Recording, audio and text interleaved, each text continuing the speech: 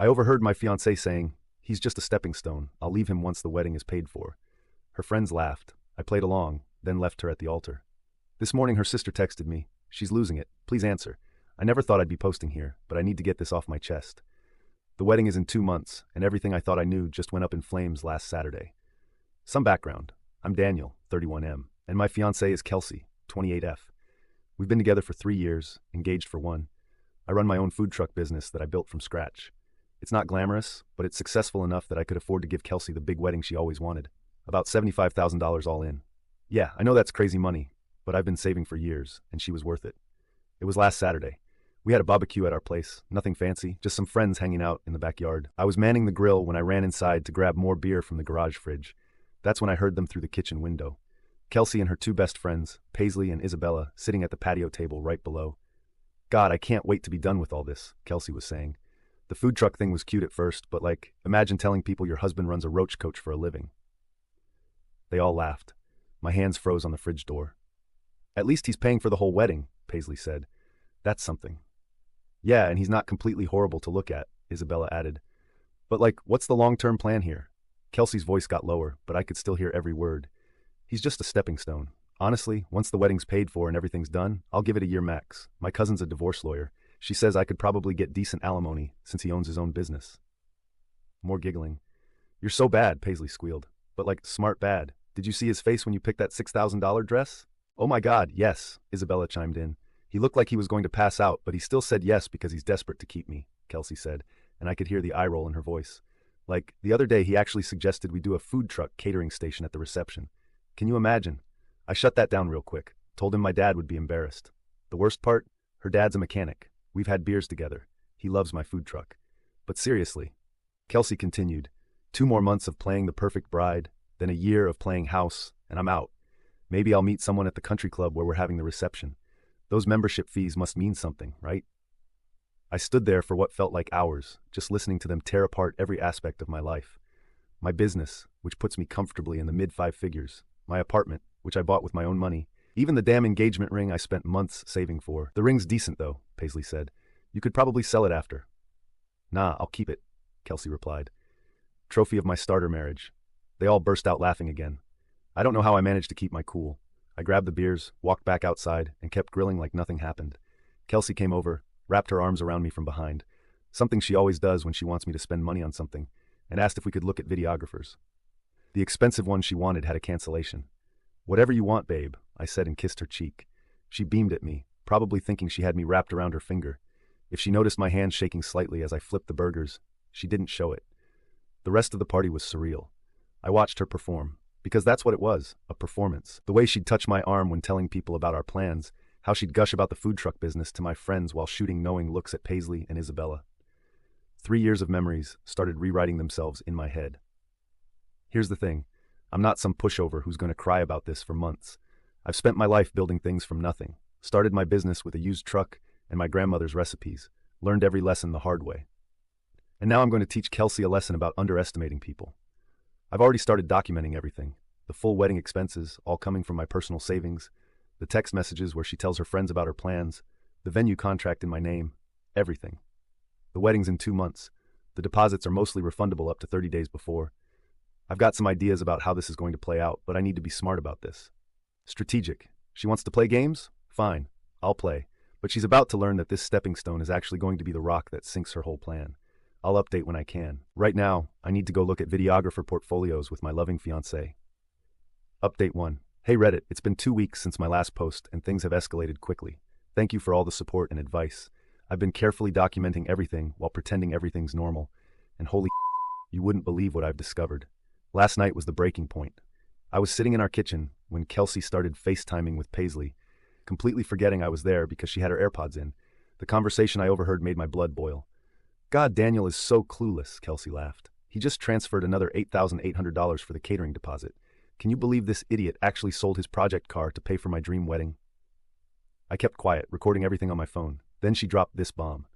Once this is done, I'll have the perfect Instagram wedding to launch my influencer career. Who needs a mechanic husband when you can leverage a fancy wedding into something better? Barry from marketing has already been DMing me about potential opportunities. My hands were shaking, but I maintained my composure. This wasn't just about the money anymore. She was already lining up her next target while spending my savings. The next morning, I started executing my plan. First, I went to our venue and had a heart-to-heart with the manager, Sarah. I showed her the texts and recording. She was disgusted and agreed to help me. We're keeping the venue booked, but she's holding the deposit in escrow. If Kelsey tries to take over the booking after I leave her at the altar, she's in for a surprise. Then something interesting happened. Kelsey's sister, Delilah, reached out to me privately. Turns out she suspected something was off about her sister for a while. She showed me screenshots of Kelsey's private Instagram story, where she's been posting hints about upgrading her life and using what you've got to get what you want. Real classy stuff. Daniel, I love my sister, Delilah told me over coffee.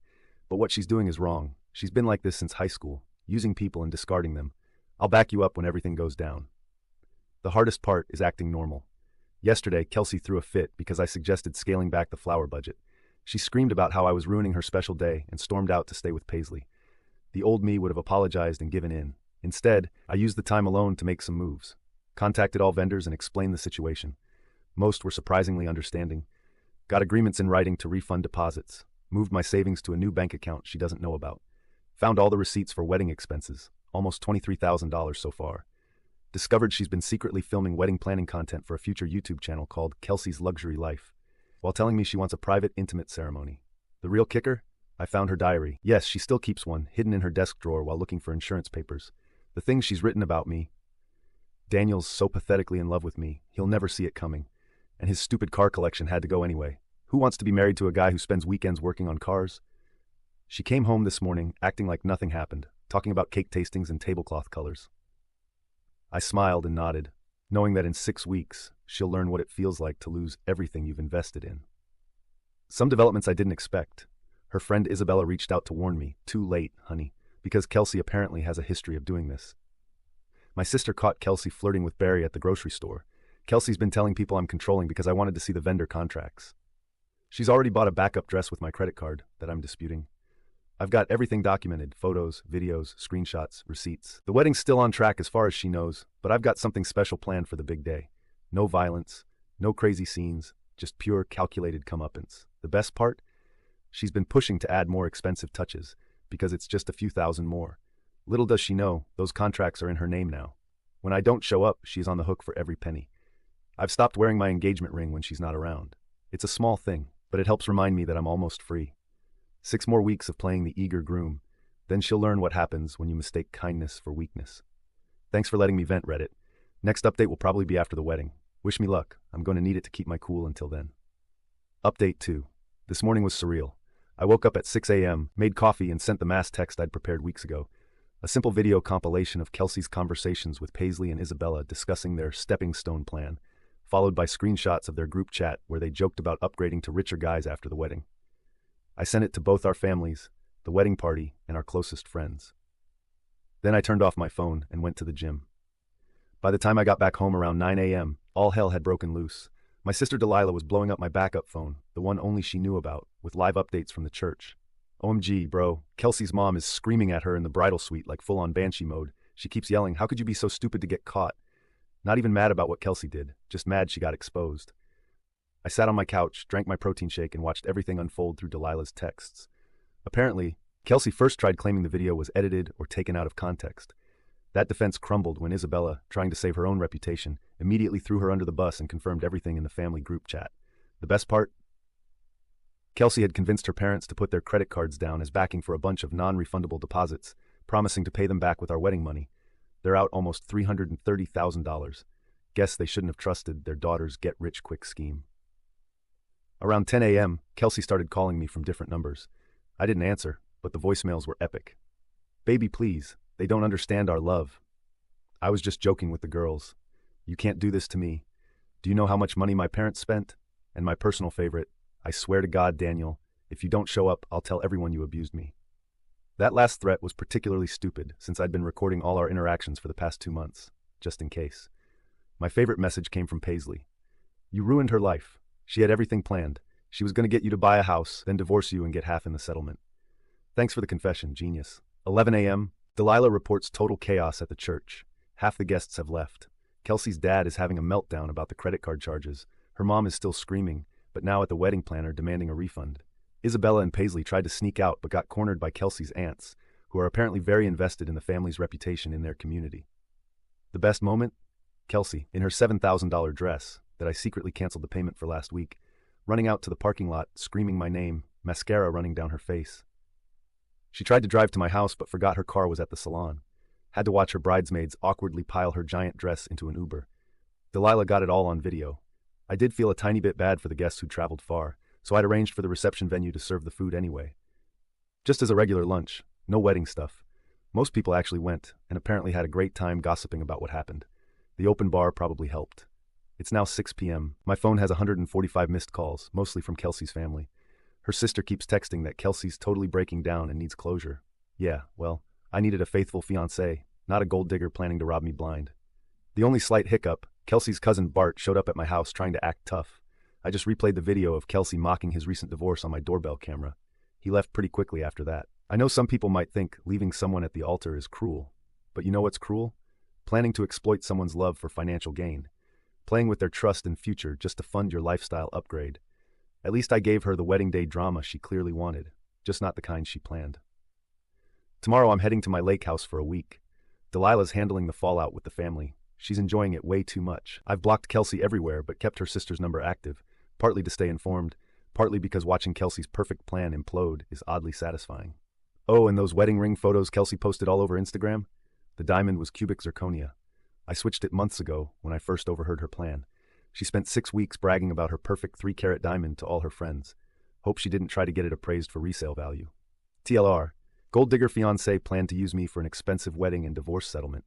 I gathered evidence, exposed her to everyone, and left her at the altar. Now her family's drowning in debt, her friends abandoned her, and she's having a public meltdown. Don't play games with people's hearts. Final update. Thanks for all the support on my previous posts. It's been a week since I left Kelsey at the altar, and holy, the fallout has been nuclear. Grab your popcorn, because this is a long one. First off, my phone has been blowing up non-stop. Kelsey's sister keeps sending me these desperate texts. She's losing it. Please just talk to her. You've destroyed her life. I hope you're happy. Yeah, I am happy. The same sister who was laughing with Kelsey about their brilliant plan is now begging me to fix the mess they created. The morning after the wedding, Kelsey showed up at my house screaming like a banshee. I recorded everything on my doorbell camera. She was pounding on my door at 6 a.m. Mascara streaked down her face, still wearing part of her wedding dress, now covered in dirt, shrieking that I had no right to humiliate her like this. My neighbor Barry called the cops, but she took off before they arrived. Remember Paisley and Isabella, her friends who were laughing about the scam? Well, everything's falling apart in their little circle too. Paisley's boyfriend saw the video I sent out and realized Paisley had been planning the same thing with him. He dumped her ass immediately. Isabella's husband is now questioning their entire relationship. Their whole gold digger club is imploding. But here's where it gets even better. Remember how Kelsey works at that real estate office? Well, she had a complete meltdown at work on Monday. Started screaming at her coworkers when they asked about the wedding, threw a stapler at her manager's head, and got herself fired on the spot. Her boss actually called me later to apologize. Turns out Kelsey had been telling everyone at work that my family money would let her quit soon anyway. Joke's on her. I built my business from scratch. And now she's unemployed with $30,000 in credit card debt from all the non-refundable deposits. The video evidence I sent to everyone, it's been making rounds in our social circle. Her parents watched her laughing about scamming me, planning to take me for everything I'm worth. Her dad, who I really liked, called me yesterday. He was crying. Said he and her mom had sacrificed everything to put Kelsey through college, worked extra jobs to give her a good life, and now they can't even look at her. They're selling their car to help cover the wedding debt she racked up. Kelsey's been posting insane rants on social media trying to paint herself as the victim, but I've got screenshots of everything. Every time she posts some sob story, I just reply with her own words. My favorite is the video of her telling Paisley, Daniel's just a stepping stone. Once the wedding's paid for, I'll find someone who actually matters. The best part? Her perfect backup plan is falling apart too. That rich guy she was planning to pursue after divorcing me? He saw the videos, actually messaged me on LinkedIn to thank me for the warning. Turns out she'd already been sending him flirty DMs while we were engaged. My sister Delilah is my hero through all this. She went to Kelsey's favorite bar last night and recorded her trying to spin some story about me being abusive. Delilah just played the wedding planning video, where Kelsey's bragging about her scam, on her phone. The entire bar turned on her. She tried to throw a drink at Delilah but slipped and fell face first into a table. Everything caught on video, now viral in our local Facebook groups. I almost feel bad about how thoroughly her life is crumbling. Almost. But then I remember sitting there at that barbecue, hearing her laugh about using me, about how she was just tolerating my kisses and touch until she could upgrade to someone better. Every night I played along, laying next to her while she thought I was just her stupid piggy bank. Each time she kissed me and called me her soulmate while texting her friends about her exit strategy. The cherry on top? She can't even afford her apartment anymore without my help with the rent. Her roommate already posted on Facebook looking for someone to take over Kelsey's lease. Last I heard, she's moving back in with her parents, who can barely look at her. Her mother told my mom she's not sure she'll ever be able to trust Kelsey again. People keep telling me I went too far, that I could have just broken up with her, normally. But you know what? Actions have consequences. She played a stupid game and now she's winning stupid prizes. She didn't just try to scam me, she tried to humiliate me, to use me as a stepping stone while pretending to love me. So yeah, I made sure everyone knows exactly who she is. I'm doing fine, by the way. Business is actually up. Turns out people appreciate someone who stands up to scammers. I've got a vacation planned next month, paying for it with all the money I saved from canceling the honeymoon. To all the people who supported me through this, thank you. To Kelsey, who I know is probably reading this, I hope it was worth it. How's that for a stepping stone?